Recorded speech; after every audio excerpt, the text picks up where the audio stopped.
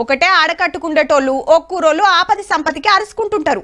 అట్లనే ఎప్పుడన్నా షేబదులు అప్పులు తీసుకుంటారు. 3 నెలల్లో 6 నెలలకో కాగితం పెట్టుకుంటారు.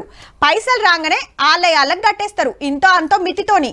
అట్లయితే మళ్ళో పారి పైసలు ఉడతాయి. మరి రేపు మా పని తిప్పిండ్రనుకో రూపాయి సుత పుట్టది. ఇక ముచ్చటైందంటే ఫోటోలు ఉన్నది యాక్టర్లు కాదు, వీళ్ళు అభిమానులు అంతకంటే కాదు. కుత్బుల్లాపూర్లా ఈ ఇద్దరాల మొగలు షిట్టీల పేరుతోని 35 మందిని 4,70,00,000కు ముంచి అవతల పడ్డారట.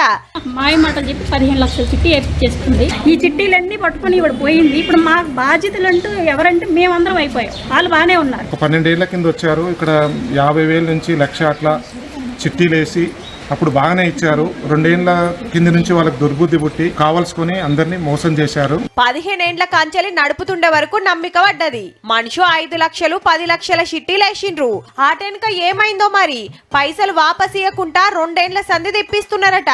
ఓ మల్క పోలీస్ కంప్లైంట్ కూడా అయ్యింది. 60 lakhs తీసుకుందండి.